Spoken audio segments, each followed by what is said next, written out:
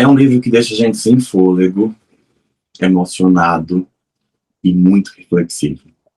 Oi, pessoal, eu sou João Henriques e esse é o Uma Semana, um Livro.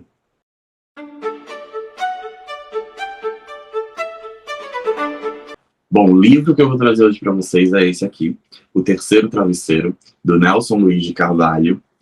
Esta aqui é a 12ª edição, que foi publicada pela editora GLS em 2007, e eu li pela primeira vez esse livro em 2008, 2009, 2010, não lembro direito.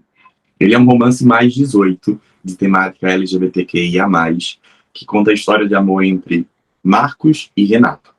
O personagem que narra os fatos é o Marcos.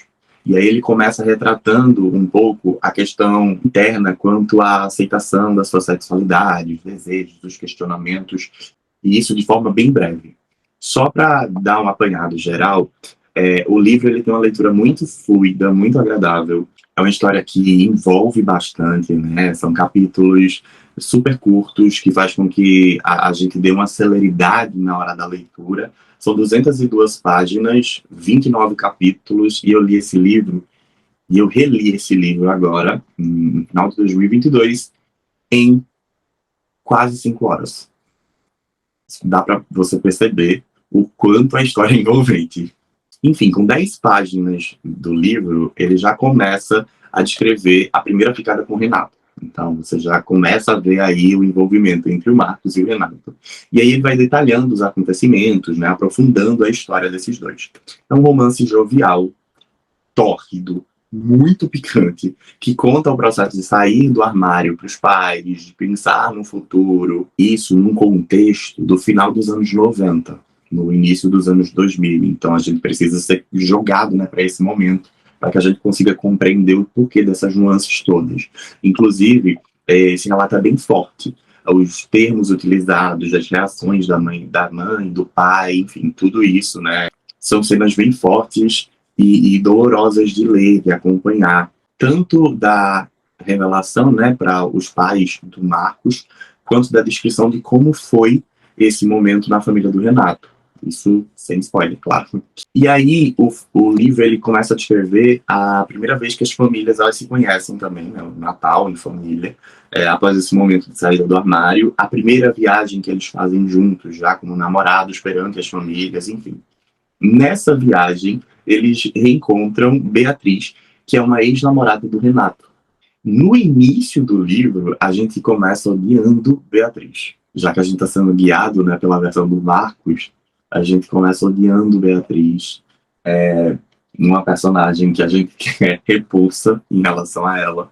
Só que depois a gente começa a entender um pouco mais ela, gostar um pouco mais dela, mas assim, sempre com um pezinho atrás. Inclusive, é nessa viagem, e é com Beatriz, que o Marcos vai ter a primeira relação sexual com uma mulher. E aí ele descreve, lá na página 99, que pela primeira vez ele curtiu estar transando com uma garota, que naquela cama não existia o masculino e feminino, existiam sim 3 pessoas se amando do jeito que a imaginação de cada um pedia. Inclusive é aqui que entra o terceiro travesseiro da história, que dá nome ao livro. Tem muito plot twist, muita revelação. Até que esse triângulo se concretizasse, tem muito enredo, muito romance, cenas tórridas, muita história, decepções, conflitos, tristezas. Inclusive, eu preciso falar sobre o fim dessa história, porque naturalmente já me faz chorar muito, mas sabendo que se trata de um romance verídico, sim, o livro conta um romance verídico. Isso termina deixando, né, potencializando ainda mais a carga emocional do final dessa história. É impressionante como eu conseguia visualizar toda a cena, como Nelson Luiz de Carvalho consegue descrever tão bem que a gente consegue imaginar, roteirizar, enxergar toda a cena. E isso me fez sentir ali, presente, vendo tudo, sentindo aquilo tudo, imaginando aquilo tudo. Isso porque a gente termina ficando muito imerso dentro dessa relação, dessa história, né, amorosa entre o Marcos e o Renato, e depois a inserção dessa Beatriz. Eu reli, como eu disse a vocês, eu reli agora recentemente, eu fiquei novamente apaixonado e envolvido por essa trama. Reler depois de mais de 10 anos foi excelente para poder refrescar, né, a história na minha memória, e eu continuo dando 5 estrelas para esse livro. É um livro brilhante, é um livro perfeito. Enfim, no fim das contas, para reflexão, na página 107, o Marcos ele lembra durante uma passagem do Ano Novo, do seu falecido avô paterno, que morreu desde que ele tinha 12 anos e que sempre falava que a vida é tão rápida como um relâmpago, então a gente precisa aproveitá-la. É isso. Uma indicação de leitura muito boa, que eu espero que vocês gostem, que eu espero que vocês consigam fazer, e que vocês também se sintam tocados e influenciados e reflitam bastante sobre essa história de amor tão legal, mas trágica e reflexiva. Espero que vocês tenham gostado do vídeo. Se gostaram, não deixem de curtir, compartilhar, comentar, se inscrever no canal.